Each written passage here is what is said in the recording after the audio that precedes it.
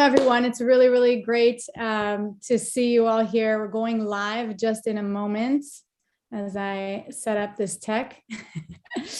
Mickey's here, great to see you. Anne is here, and Denise is here, fantastic. Missy's here, and Jan, here it goes. Everyone, it's all right. Making sure it doesn't play double here on the calls. All right, so let me also say hello to Chukwemeka is here, Elizabeth is here, Lynn is here, Amber is here, great to see you, Catherine, Deborah, Eddie Smalls is here, Elsie is here, great to have you here again, Gail is here, wonderful. We have Joyce and June and Justin here as well, Lorraine, Mark is here, fantastic to see you, Mark. Pauline and Rachel and many more of our low-hanging students here. Let's see. So I think Mickey, you need to mute yourself here so we don't hear ourselves double. I'll try to do that for you. Okay, got it. Okay. All right, yeah, if there is background noise, then best to mute yourself so I don't have to look through the list and try to find you. Yes, great. So yesterday we had, first I wanna welcome all of our new members. Some of you had said that this was your first time on the call and sometimes you don't ask questions. I definitely want you to feel comfortable to ask questions and to be integrated into this fabulous community where we help each other out. But, we have our set times here. And so this call, the purpose of this call is to create the right mindset for your business. So we talk about philosophy and affirmations and practical ways to really inspire yourself and inspire others. We read books together. We talk about wonderful, fabulous authors on these calls and recommend books to each other. So a lot of great information is shared here. And we hope to really, John and I really hope to uplift you and to motivate you to continue with your business and create the best possible outcome for your life. And so, no, we don't have to register for the calls. And so we do have tech calls. I want to say that we have tech calls on Tuesday and Thursday and Friday with Adam. And those are great. Also, we want you to feel comfortable, like this is a safe space that you can ask questions here and with Adam, and also on the Facebook group as well. All right, so that being said, we had a great call with John yesterday. I really enjoyed his little journey from little Johnny into big Johnny, and it was kind of just so fun to imagine all of that. And that really got me thinking about the way that we use our imagination. And some of our greatest philosophers or writers here that we recommend in the program talk about this a lot. And so sometimes when we hear the word imagination, and I've talked about this on one of the later call that I used to lead for the low-hanging system. And it was really interesting because right off the bat, I would ask people, when you hear imagination, what do you think? And some of their answers were, well, I was always told that I'm a dreamer and that I should bring my heads out of the clouds and that I should, really get focused and stay focused. And so in some aspect, this idea of imagination or the dreamer has kind of a negative connotation or like a not so positive aspect to it. And I think that this is very curious. And I definitely want to hear from you after this, but also as I'm speaking, think about it for yourself. How do you relate to this idea of imagination? Is it something exciting for you or inspiring for you? Or do you love to kind of daydream and think and invent new ideas? And like, where does it take you? How far does it take you? And so there's this really fabulous quote by Walt Disney. He says, worry is misuse of imagination. And I think that's just so sweet. And if you think about even Walt Disney and his journey and what he'd created, I mean, that's imagination coming to life. You can walk through a place and you're in a new world. You're in a different realm. And we were there in the summer with all the kids and it's mind blowing, that I have some older kids and one younger child, but the older wanted to see the Star Wars, and even before we could get to the Star Wars, it was Epcot, which is all of the world, they just show you all of that and you're walking through the whole world. Which is pretty mind-blowing, how they are able to set that up and then you are immersed in it. And, we noticed that people in our life, often people that are close to us, I know many of you have shared, they'll spend hours and hours dreaming up scenarios of all the bad things that could come to be, right? And not to their fault, right? We have the news blasting and we have all of these, even if it's weather or if it's politics or if it's things that are coming, and we just kind of imagine the worst case scenario that is coming our way. And even when we think about some of our you think of imagining SpongeBob SquarePants, right? I never really connected to him. I don't know, and my kids didn't fall in, so you might have to fill me up on that when it's time to share. And so when we think about how our imagination just fuels our life, we can even pause and think about some of our favorite authors. And even if we go to the science fiction, so something that is not reality or not self-help or spiritual or anything like that, but really they're making their livelihood movies by creating a story, this storyline that we all want to follow, that we're all inspired about, that we can connect on an emotional level. That's so important because that's relevant for us as well, for sales. And so we can connect to this story on an emotional level, and we're watching it. We're watching this main character go through some crazy things on his journey, and that makes us feel something. And that feeling might inspire us to take action in our life. That might create a change, spark a change for us in our life that will really encourage some growth. And really that's what it's about. And so what happens if we would use our imagination to dream up our success? So what would it look like? What kind of house are you living in? And when you are a millionaire, you hit the jackpot, and you're a millionaire now. I see Jan, you've got $10 million in your bank account. Anne's got 15 million. Missy's got 40 million, and so what does it look like? And what does it feel like? Even Secrets of a Millionaire's Mind, T. Harv Eker, he encouraged us to take a day out of our life where we go and we act as if we have millions in the bank. We order, something expensive or things that we wouldn't normally do. I'm not encouraging that, but I'm just saying that this is what he says, so you can take it or leave it. But what everyone says, all of the authors, and really from way, Napoleon Hill and Neville Goddard, and so everyone is talking about how we use our imagination as a tool. And so we have to really feel like we have those monies; they're in our possession. And we see our bank account. So now it's a little bit different, right? In the olden days, we would accumulate gold or monies or, stash it underneath the bed or whatever it was. But now we have numbers in our bank account. So, we log in and we see numbers. So how about we use our imagination to see the numbers in our bank account, list the numbers that we want? Be it 10 million, 15 million, 40 million, whatever I just threw out there. It could be 1 million, could be 200,000, whatever you're dreaming up. John was talking about that, how we're stretching that. And so can we use our imagination? Can we use this powerful source that is available for us since the dawn of time? Since the dawn of time, everything was created through imagination. The universe was created through imagination. And that's a very interesting activity for us to do on a daily basis. So what would you buy with your $40 million, Missy? And I'm just calling on you because you're the first on my list here, right? And then, Elizabeth, what would you buy, or where would you go with your, $500,000? And downed it from the 40 million, so that we start making these plans and that we start bringing that energy inward, oftentimes without even knowing.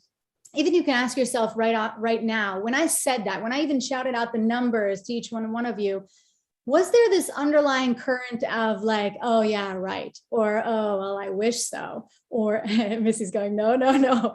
And so we have to be aware of that underlying current, that because that's the subconscious. And that's where the true power of manifestation lies. We can be saying, affirmations and declarations all day long, but if we're not believing it, if we don't have that faith and burning desire within us, if we're not buying our own suggestion to ourselves, well, then we're sending a different message out, because it is all energy and energy exchange. And so that's important. So right now, as we're talking about it, you kind of listen and you say, okay, I have $50 million. And how do you feel with that? Does it sit well? Are you embracing that? Does that make you feel excited? Are you able to channel that kind of energy? Because that's what you're drawing back from the universe. So that energy of someone who has $50 million, I'm going up as we move along, somebody that has $50 million in their bank account, they got it, it's there. And now they're just making decisions. They're just moving about their life. What does it look like? What kind of car are you driving? What kind of vacation are you going on? And so, and I mentioned, I see your hands up. I'm going to let you speak in just a minute, Missy. Even Neville Goddard, and even after you brought it to my attention, Missy, I all of these books, by the way, all of his writings, they're out of copyright. So you can Google them, you can read them in PDF. So I found it fascinating that he talks about that imagination is the beginning of the growth of all forms. It's the beginning of everything. And of course, putting that together with faith really forms that. But that's a powerful statement. I'm going to say it again. Imagination is the beginning of the growth of all forms.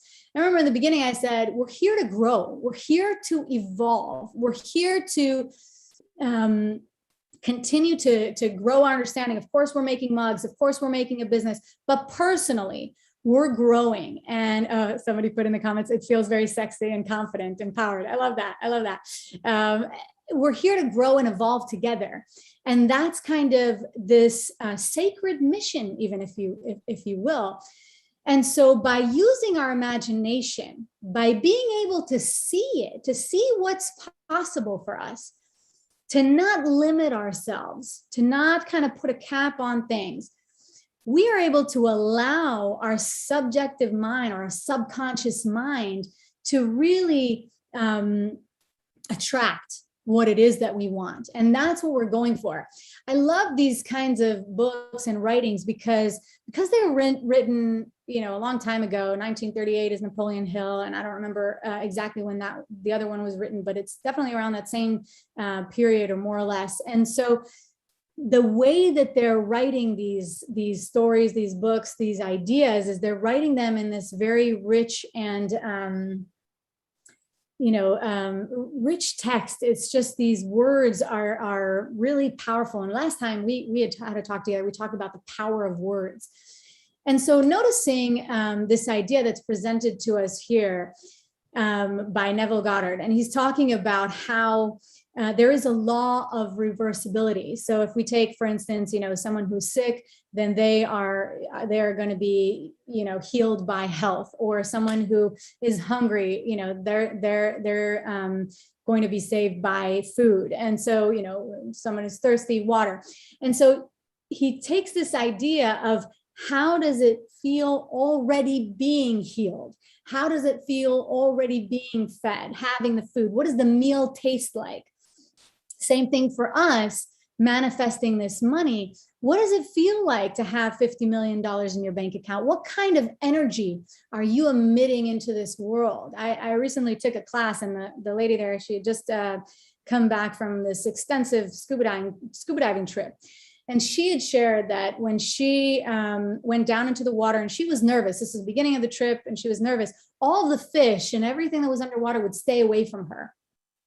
They could feel that. They could feel her energy vibrating off of her. Okay, she's excited. She wants to be underwater. She's waited. This is her favorite place on earth. But she's looking at the reactions of the fish. So 5 days in, she shared that as she was down in the water and she was relaxed, she was calm, suddenly the fish are around her. She's in them. She was able, she's able to reach out a finger and touch. Of course, they feel that, so you can't really touch, but even, a sea turtle coming up right towards her. And I think that that's amazing, because that's, a different situation where now we're immersed in water. There's water around us here as well, right? There are air droplets in the air, water droplets in the air all the time. And so, but here she's immersed, and now you can see how your energy is radiating off of you. And, the same thing is true for your imagination. whatever you're thinking in your mind, whatever you're pushing out there, the universe is like, oh, cool, excited for your journey. Oh, they want, more things to worry about, or they're not sure about how to create this. So let's just send them more of those obstacles. They're having fun with that because that's what they're sending out, right? It's not, they can't read. Let's see what happened here. Verleth, you are sharing your screen. Verleth, you're sharing your screen. Oops. Okay. Got it? All right. All right. No worries. That can happen. All right. And so back to this idea of, I was talking about the energy radiating off of you and how that's tangible and people can feel it. This is true to science as well. You can measure an EKG can measure your heart pulses and whatever. Oh, okay. I hope I can still hear everything is still right. Okay, there's my image. And so maybe that's the energy. I'm getting all excited and my energy is radiating and all these interferences. And that's a great example because those things do tend to happen. I don't know if you've noticed that in your lifetime. When you get really worked up about something, things start to fail around you and stuff. So there is this truth to our energy emanating off of us. And I love the excitement. All the hands are up. I'm almost done with the ideas that I want to say. I just want to wrap it up with this idea from Napoleon Hill, because he really says it, and I hope I'm quoting exact, but he says that man's only limitation is in his use of his imagination. Okay, it might not be exact to the word, but that's the idea, that man's only limitation is the use of his imagination. And one of my favorite things that I read up of Albert Einstein, he was asked, he used to go to schools and talk to the children in the schools. And they would ask him, what am I supposed to be reading? What should I be doing? How should I be developing my, my learning capacity? Should I be reading this book on mathematics? Or whatever it is. Hopefully everyone can still hear me. Yes. Okay. And so, and he would say, go out and dream, use your imagination. Your imagination is your most powerful tool.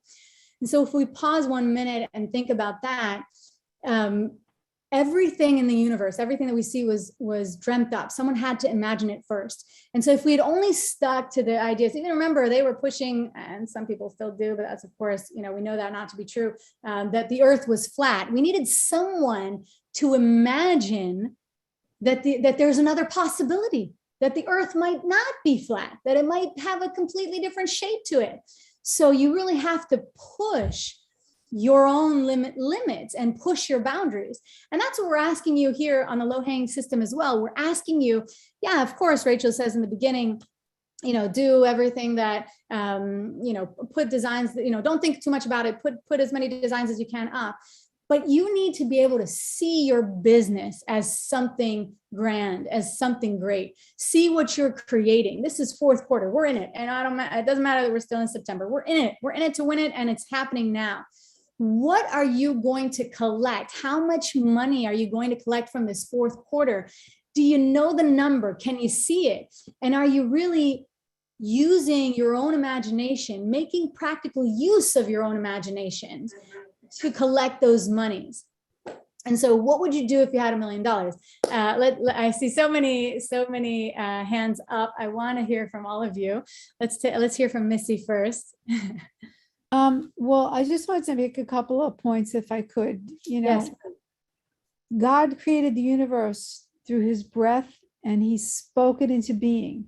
And within that, he enmeshed into the universe formless substance as named by Wallace D. Wattles. And nothing, that is where everything is formed from the proper use of the imagination. We have to make a distinction between useless or worrisome or vague, daydreaming. I don't mean like a little kid daydreaming, that's fine, but I mean an adult just having a fanciful daydream that goes nowhere because it's not backed up by any action or real purpose behind it. That is too vague. The formless substance makes nothing out of it. When you consistently use your imagination in the proper way, the formless substance begins to create it. And God gave us the power to speak what we say into existence. So if we say, I'm sick, I'm sick, I'm sick, I'm sick, I'm sick, I'm sick, I'm sick, that becomes what happens. Whatever we say on a consistent basis is what comes into form. So we have to make sure that when we're using our wonderful human imagination, as Neville Goddard always referred to it, that we're using it for good, for moral, for ethical reasons. We can help other people. We can help other people get well. You can imagine a friend who's troubled with some kind of sickness. You can imagine him telling you, I'm well, all my reports are good, everything is fine. And that will help the friend. Neville Goddard had this down to an artful science, and he could do that for other people very quickly. It would take us a little longer. But when you understand that in the universe, this formless, if you want to call it energy, it's a substance, whatever word you want to use. I sometimes think we have to be careful because the universe doesn't give us things. God put the universe, created it, and made it with these physical laws that we can then call upon to turn into, if we dream of the house that you spoke of, it starts to form when we consistently think of it, picture it, not vaguely. I want a house. I want my kitchen this way. I want a double oven. I want to live on the edge of a golf course, whatever you want. I want to live by the water. When you consistently do that, it starts to form. You can't give it up. You have to keep doing it. Right. And it's daily. That's what all these books are telling us, Miracle Morning, The Power of Consistency, Integrity is Everything by John Lavenia. It has to be for a moral and good purpose. Now, the other side works too. There are rotten people who think rotten thoughts and do rotten things, but it comes out of the formless substance because they consistently think that way. We can help them. We have to pray for them. We have to pray that they pivot. Kelly, are you here? Pivot their thoughts to what is good and useful for the world. And it is good and useful for all of us in this group to become extremely wealthy. 50 million is nothing. When you said that number, that's very low for me. All right, I have happily, but with belief, increased my number.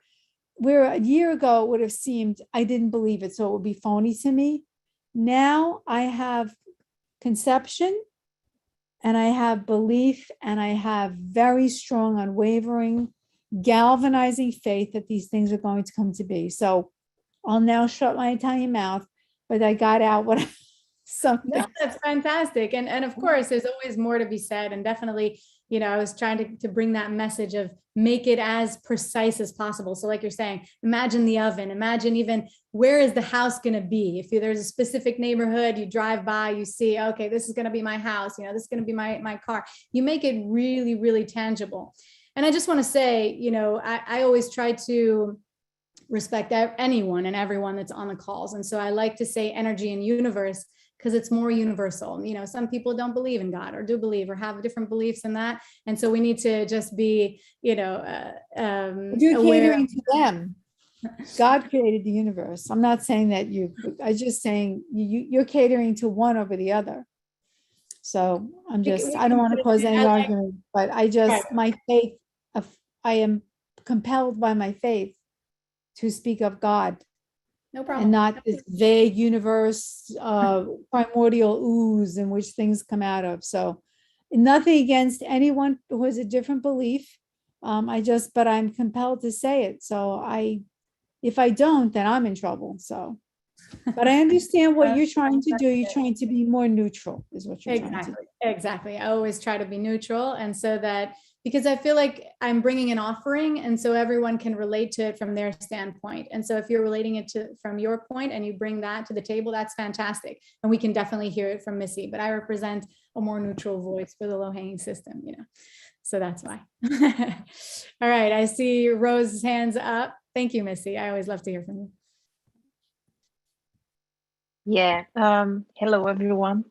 I don't speak nicely like you and Missy, but I just want to share something quickly about the visualization, and I totally believe in that. And I've got a couple of examples. I shared once about my mom, the fact that she was ill and she was given 6 months and she lived almost 5 years because of, she was very positive and stuff. But it's just a funny story. My mother-in-law gave me when myself and my husband decided to have kids. My myself and my husband, we are both adopted. He is Irish, I'm Brazilian. Coincidentally we met, and we are both adopted from when we were babies. So we don't know our genetics or anything. So my mother-in-law gave me a picture of my husband when he was a baby. At the time we started to talk about having babies and stuff, and family, yeah, baby. Anyway, and I saw his picture and I said, oh, I want my babies to look like you when you're a baby. And everybody said, no, how can you want to have a baby that looks like your husband when he was a baby? That's ridiculous. And anyway, cutting a long story short, I put the picture right beside my bed, and I used to go to sleep every day looking at that picture. And I said to my husband, our first kid is going to look just like you when you're a baby. And I just want to show you, we took a picture of my son when he was the same age as my husband. And I hope you can see it, but they were just look exactly the same. That's gorgeous. That's gorgeous. Yeah, it's just a funny example, like how I visualize and I said, I want my baby to be exactly like you when you're a baby, and they are exactly the same, and my daughter is the same. They all look like him, like me. But I totally believe in No, go ahead. I'll you speak, and if anyone is making noise in the background, they can mute themselves until it's time. Go ahead. All right, sorry. No, I just want to share that. So it's just one example, but it's just funny how our mind can work out. And there's a lot of other examples I could give here, but I just wanted to say this one because it's kind of a funny one. So yeah, that's it. Thank you. There's an African tribe, and I forget which one, I don't remember, but that they actually start counting the birthday of the child from the moment that the mother dreamt up the child. So decided that she wants to be a mother, that marks, the first day, because of the power of the mother to manifest her child into being, which is, I'm getting chills just talking about it. I totally agree and believe, and I have examples of my own from those kinds of things. It's really powerful. And these are times when we actually have tangible proof to say it. Like, you're showing me a picture, look. There are many times where we don't get that opportunity, and we have to have that faith that what we're putting out, what we're imagining is going to happen. Just like these sales coming into our account, our Etsy account, Amazon account, we have to see them coming in. They're coming in. We see it. We know it. Missy says 50 million is too low. Let's up it to 200 million. All right. 200 million. And, go for it and just kind of feel that. And you take your own numbers. You make your own staircase, right? Whatever feels right for you. Great to see your little one. Eric. Karen? Yes. Oh. Sorry. I saw you in the comments. I'll let you speak right after Mark, or maybe even Pauline. I think she had her hand up before you, but I'll let you speak right after them. Okay. Hi, this is Eric. Yes. I agree with the imagination and visualization. I've experienced that in small quantities in my life. But I think I need more of the practical application of I've never been great with computers, but I'm an artist, and so I saw the creative side of this that I wanted to, and the ideas I have for mugs and stuff. But I'm struggling a lot with the technical, and I know this isn't your area, but I've been on Adam's meetings and I've spoken with Adam, and it's just like, it's Greek. It's like in one ear and out the other. And I wish there was some way we had it, like if with the accountability partners, that they could sit with you for a long period of time, or if we could have somebody in our city, face to face. I don't know. Just because I've been kind of away for a few weeks because I got real discouraged and kind of down. But but with your saying how visualization works, and I'm glad people think they can make 50 million. I wish them luck, and I like, but that's like, I'm looking like, let me make 100,000 this year, and I'll be thrilled. Great. And I'm I in talking about your visualization thing, or imagination, years and years ago, real quick little thing. I went to play. I'm not a great golfer, and I went and played golf with my brother and a friend one day. And I decided the night before to visualize myself playing golf. And I was like laying in my bed, imagining like holding the golf club. And I was like really in the course in my head. And I did that for a good 3 hours. Went out the next day, played like I'd never played before, the best game of my life. It was like, and it was weird, but at the end of the thing, at the end of the game, it was so strange. I got scared. It freaked me out how well it worked. And I guess I didn't visualize how I'd do if it succeeded. And that's kind of, so there's a lot of mental. I mean, the lottery stories of people who win the lottery and then most of them lose it because they can't visualize putting it all together. We need the whole kit and caboodle, and I need to get the basics of doing online computer work with this. And I wish there was just a way we could, because I struggle with that a lot. I'm an artist. I'm not a computer guy, and I'm trying to,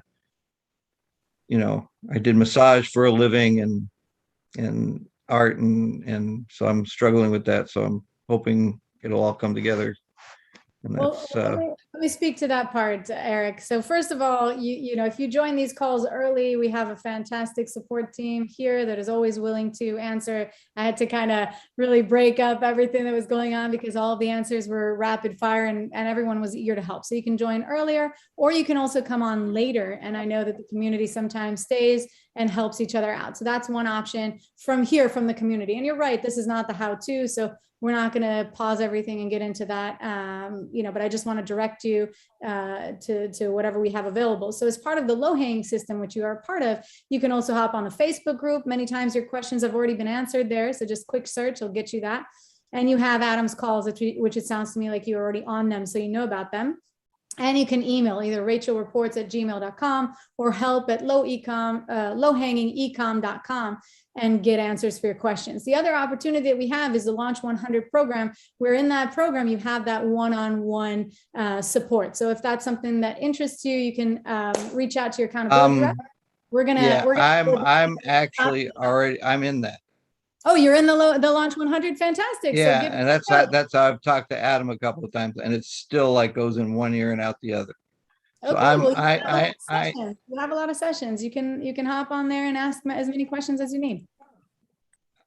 I wish I had somebody that could sit here and so I could take notes and write it, and have, I don't know. It's just, I'm just not a computer guy. And I'm trying to. We can talk about that a little bit later. Let's continue with our conversation. If you want to reach out to me, I'm Karen A at knowledgesource.com.au, or you can reach out to your accountability rep or Adam, because I don't have the answers to the tech stuff. So that would be, in your mastermind group, you can reach out and maybe find a buddy. Let's move on to Mark. And then I will call on our, where was she here? I think my name is Joyful Noise. Yeah, I'll call on you right after Mark, okay? Okay. All right, thank you. Mark, go ahead. Hi, Karen. Thanks for the great topic, imagination. For me, it falls under a law of attraction. And the reason why I love this group is you hear many different perspectives and so many different experiences that project. And I love that. But for me, imagination is almost like the true definition of being an entrepreneur, because using your imagination as an entrepreneur is what expels you and what moves you forward. And I would love to have been around 1936, 37, the years that you were asking about, when Think and Grow Rich, Napoleon Hill and Dale Carnegie wrote their books. That would have been a magnificent year, because that was definitely a shift in energy for sure. But just using your imagination And when challenges come in, like Eric, you have challenges, and Missy, she has her financial goals, and she's moving towards them. When you use your imagination, you put everything on the table, and nothing is off limits. You just put everything out there, and you kind of grab and use. And using that word law of attraction, it's been misused and somewhat. But there's a gestation period when you do use your imagination and you do put your, that projection out, using your imagination. And some of us give up too soon, and we don't believe in our imagination. We don't believe in that we can create the world we choose, because we want it now. And there is that gestation period that we have to understand. But what triggered me when you were talking is really, the imagination is the epitome of being an entrepreneur. You're going to have challenges, and you're going to have learning opportunities. And how can I now leverage my imagination and just put it out there, put everything on the table, and grow from that, rather than saying, I can't, let's find a solution to, and use my imagination to do that. And I think as entrepreneurs, we have to tap into that imagination and really own it, and believe, like Missy was saying, believe that you can accomplish it. So when you brainstorm, use your imagination, put everything on the table. There's nothing off limits. And when you want to make $600 million or $200 million or 100 million, 100,000, 50 and 10,000, doesn't. Well, see, all these large sums of money are rattling our our connection. We lost you there for a minute, Mark. 600 million, I heard. I'm going for it. 600 million. That's a number I like. Let's see if you can come back online. He's paused, but we'll let him speak again in just a moment. And I just want to say that I completely agree with the whole idea of imagination really resonating with entrepreneurship. I think that, if John was saying that little Johnny was imagining, for me, it was always business. People would ask me, I'm going to be a business owner, because there were so many things that I wanted to touch on. So I totally resonate with that. Thank you for sharing. And hopefully we'll get you back on, Mark, to finish that idea. Joyful noise. Yes. Hi, can you hear me? Yes, we can hear you. Okay, so my name's Carol, actually. I keep trying to change that joyful noise to my name. I live in the northeast of Scotland, the most beautiful part of the country. And I'm very excited to hear Mark, and I think it was another lady speaking about imagination. So all of a sudden, a memory came back to me, and I thought I would share this with you. I'm in my 60s now, but this was like about 40 years ago, and I was at a conference. It was an African conference. It was held in the Alps in Switzerland, and it was an international conference. So there was a lot of very interesting people there. And one of the women there, I was, as I said, very young, invited me to breakfast. And at breakfast, I met these amazing other women.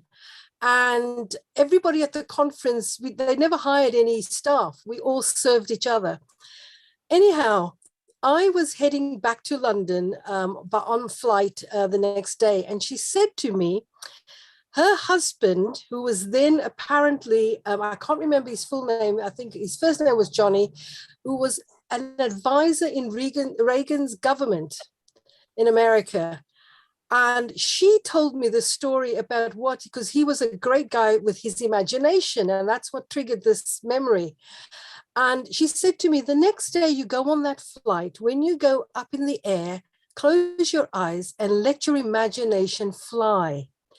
And think about, because I'm like the other gentleman, I'm also an artist, I'm a singer or a choir leader.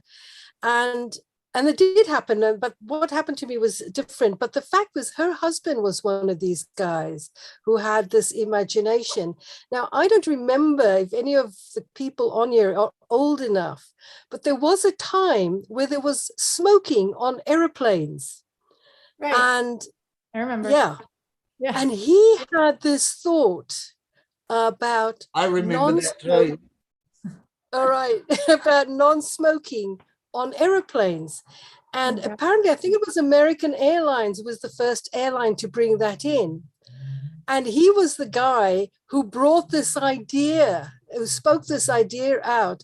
And that triggered non-smoking spaces in, of course, today it's all non-smoking, but at that time you could smoke in the aeroplane. But he brought in this idea of part of the aeroplane not being smoking.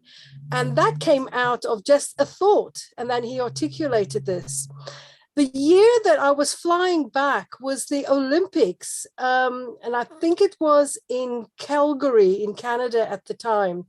And I looked, and they were doing like a Mexican wave. And I looked at the stadium, and they created the flags of all the nations. And I remember thinking, a flag of nations. It looked like a quilt. And I had this in my mind that, you know, I also like was doing quilts and everything. So I took photographs of the screen and put it out that we could create a quilt of all these nations. And, you know, that's as far as I went. I never carried it out, unfortunately, but I was in my 20s. So I think it was a bit overwhelming. But it was just today when you guys were speaking that this thought of you can effect major change with your imagination and speaking it out, and something takes up. I mean, that's how the world has always been. Somebody's come up with a different idea. And challenges the quote, the norm at the time. So it's encouraging to me because this here is requiring me to have imagination. And it's sad, really, because all my life, as I said, I've been an artist. So I've used my imagination for all sorts of things, not to build wealth. And I don't see why I shouldn't use it for that, to be creative within that. Anyway, that was a thought I wanted to bring. That's beautiful, Carol. And it's exactly like you say, why not? Sometimes we just don't realize that we can use the same skill set that we have in one place in other one, and it's going to be of our benefit. We're used to, a lot of us are giving to others. And then when it comes to our life, oh, wait, we forgot. And so, and I love what you shared about the different ideas. I'm reading this book, The Quantum Revelation. And one of the ideas that's presented there is talking about how we can, if we can imagine someone has an idea, or if the idea latches itself onto someone.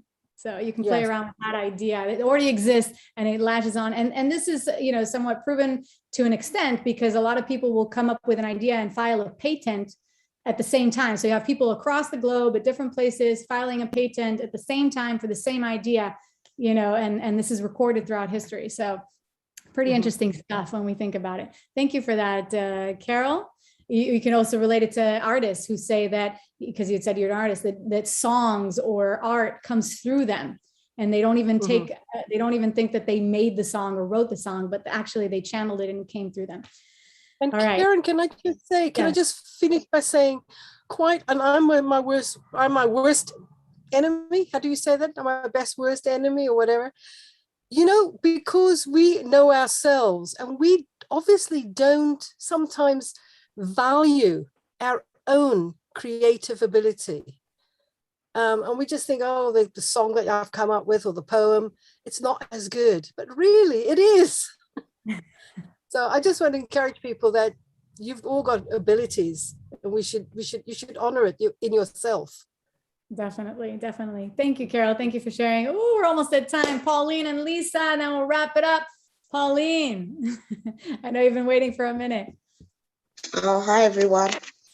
Yeah, I missed some of that because I had a call just come in, so I sort of missed everything what was being said.